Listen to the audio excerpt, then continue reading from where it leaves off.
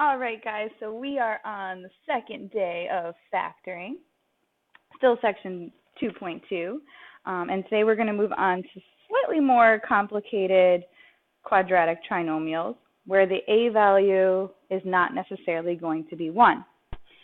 Okay, so the topic is still to factor quadratic trinomials.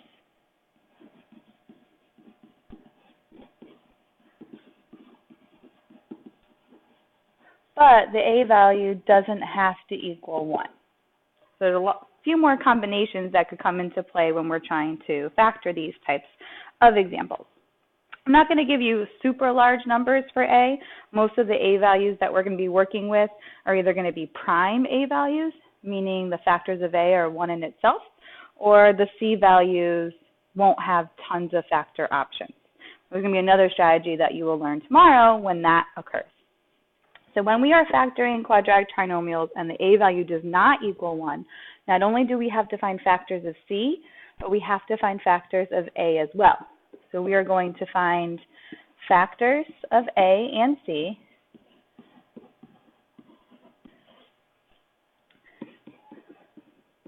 that when you multiply them, they add to b.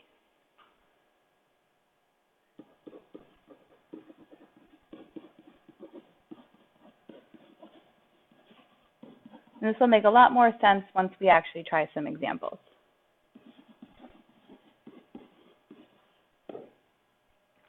We definitely have to check our answers for all of these examples that we're going to do. And when you check them, you only have to check the outer and the inner terms when you distribute. And you'll see what that looks like here in a moment. The first problem we're going to start off with is actually the question number 15 from your homework. We're going to put that in our notebooks. Okay, so if we go ahead and access that question real quick, your homework should have looked like this. Factoring homework number 1, and we're going to do that last example, 2x squared plus 7x plus 3.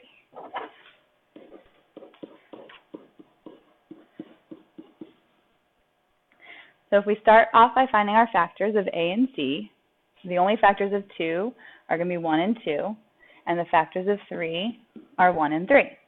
That means when we have our two binomials, the only way to get this 2x squared is by having a 2x times a 1x here and here.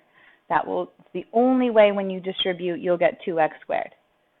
There's no other combination because the only factors of 2 are 2 and 1. And the factors of 3 are just 1 and 3. So it's either going to be a 1 and a 3, like a 1 here and a 3 here, or it's going to be a 3 here and a 1 here. Okay, it's going to be one of those combinations. And the only way to figure that out is to make a guess and check your guess. You can also try to think a little bit logically about it. And there's something that people just usually innately pick up, something that's hard to teach. And the way I think about it is I know that this 2 in my first factor is going to be multiplied by the number that goes right here. And then that's going to be combined with the number that goes right here, which has to add up to 7. So if I want to get close to 7, I know that 2 times 3 is 6, and 6 is pretty close to 7. So I want to put the 2 and the 3 in separate boxes, or separate factors, and then the 1 is going to go over here. The signs, same rules as yesterday. The C is positive, so these are going to be the same signs in your factors. If we look at the B value, it's also positive, so these will both be plus signs. Now this looks a little confusing, so I just want to rewrite it so you guys can visually see it a little better. We have 2x plus 1 and x plus 3. To make sure we did it correctly, I'm going to check the outer terms and the inner terms. So 2x times 3 is 6x, 1 times x is 1x, and 6x plus 1x is 7x, which matches up with the correct B term. You might not always guess correctly, and if you don't, you just keep making new guesses until it checks out and works. Let's try some more. And a couple of these I am going to do wrong the first time so you can see what happens. 7x squared minus 4x plus 3. Actually, minus 3. Start off with the factors of a, which is going to be 7 and 1. So we have to have 7x and 1x.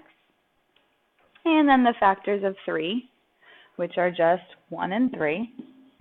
So that's where we have to figure out our options, whether it's going to be 1 and 3 or 3 and 1. I'm going to purposely do this one incorrectly just so you can see what it looks like. I'm going to put the 1 here and the 3 here.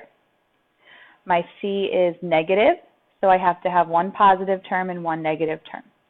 So if I go to check this answer, the outer and the inner, I'm going to get negative 21x plus 1x, which is negative 20x. That does not match my B term. That means this combination is incorrect. So what you would do at this point is you would try again. Okay? And instead of doing 1 and 3, you would do 3 and 1.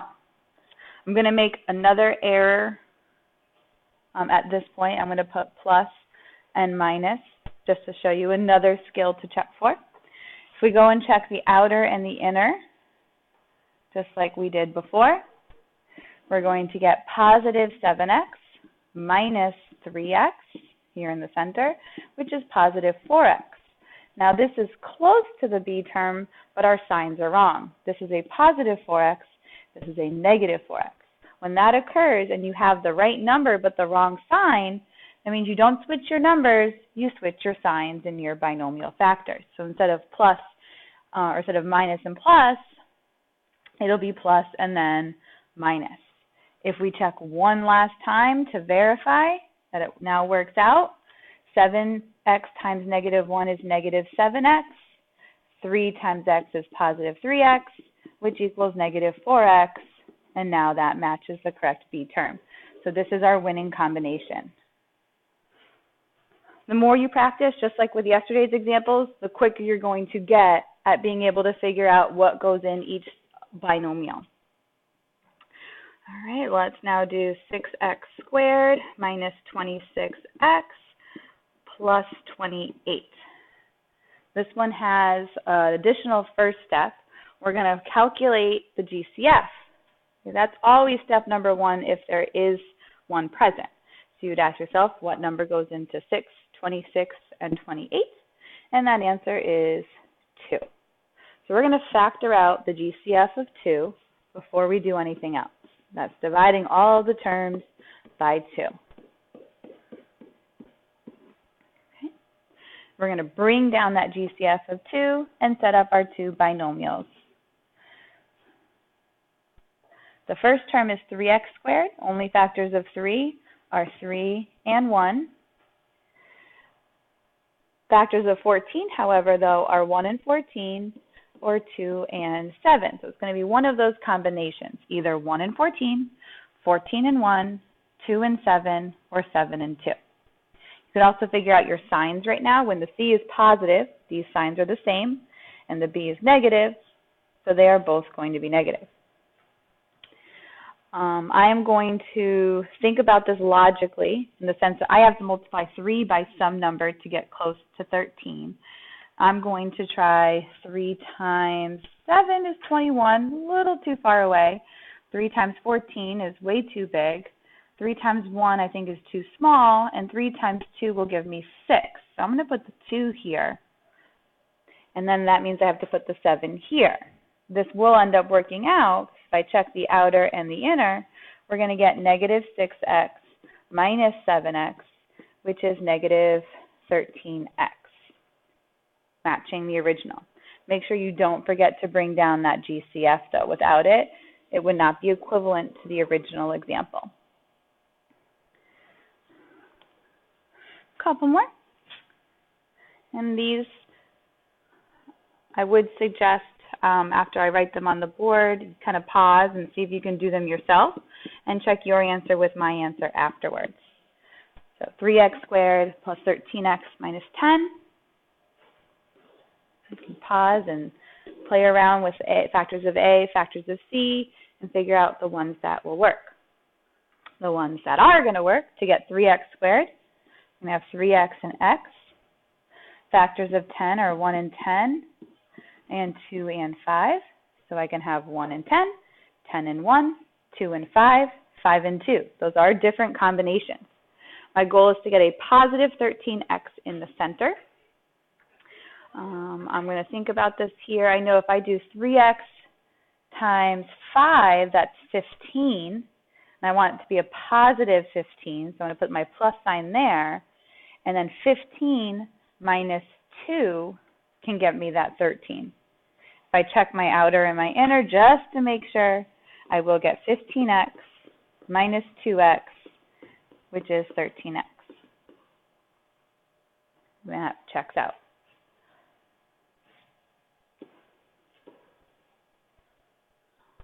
One more of these, and then we're going to go on to a couple like yesterday. I meant to do those examples first, but went a little out of order.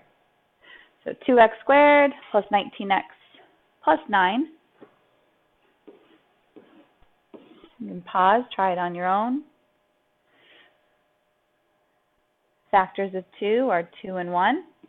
Everything's positive here, so that means all my signs are positive. And then factors of 9 are 1 and 9, or 3 and 3.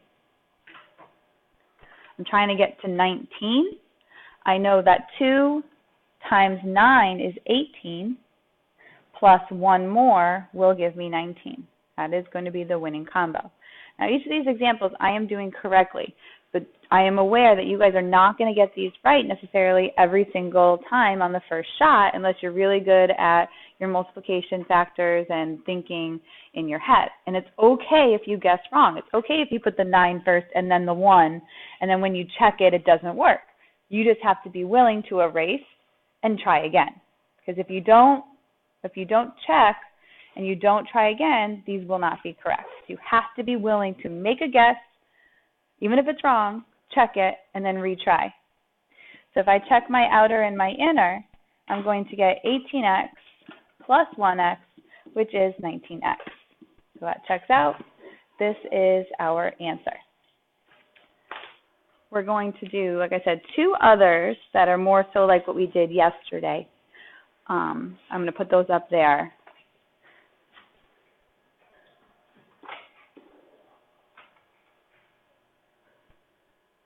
So the first one is going to be 3x squared minus 9x. This is like yesterday, not what we did today. This is only a binomial example.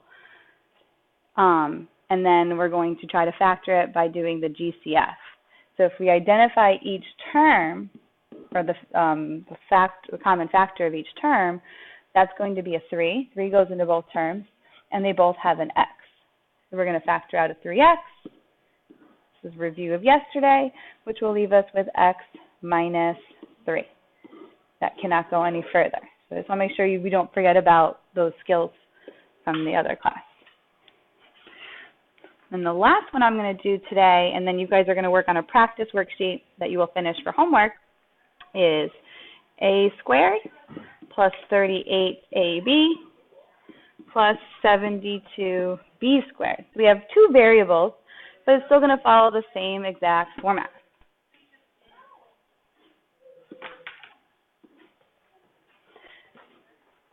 So our leading coefficient here is a 1, so this does follow more so what we did yesterday rather than what I've been teaching you today, because the only way to get a squared is if I have a 1a and another 1a. I'm going to find my factors of 72 like we were doing yesterday, and there's a lot of those. So 1 and 72, 2 and 36, 3 and 24, and you can keep listing them, but as soon as you find a combination that'll give you the correct middle term, that's the one you can use and you can stop. So 2 and 36 will add up to 38, and everything's positive in this problem. The only difference is to get this b squared, I also have to have a b and a b at each end of my factor. So it's going to be plus 2b and plus 36b. You can make sure it works out. If you multiply the outer and the inner, you're going to get 36ab plus 2ba, but ba is the same as ab, which does give us 38ab. Just because it looks a little scary because it has the two different variables, the strategy is still the same. So those were two more examples like yesterday's problems that I meant to do in the beginning of class, but went a little bit out of order. At this point, you guys are going to do a practice worksheet. The only thing I want to mention is that all the examples we did do, the A values, like if we look back at number 5, the A values were all prime. And then the C values could have had more than one factor pair. Sometimes it could be reversed. It could be that the A value has a couple factor options and the C value might be prime or have a couple factor options. So for example, if I gave you 6x squared, and then there's the rest of the binomial, or the trinomial, keep in mind that this could be a 6x and a 1x, or it could be a 3x and a 2x. So you have some more guessing to do, some more guessing and some more checking because the first term is not prime. So don't think it's always going to be the number in 1. It could be another combination, but you have to be willing to make that guess and check that guess. And if it doesn't work, you make another guess and you check it again until it all works out. So that's it for today. Tomorrow we're going to talk about factoring when the A values and the C values have lots of factor pairs. There's another strategy that we can use on those type of examples. Hope you guys understood what we were doing today.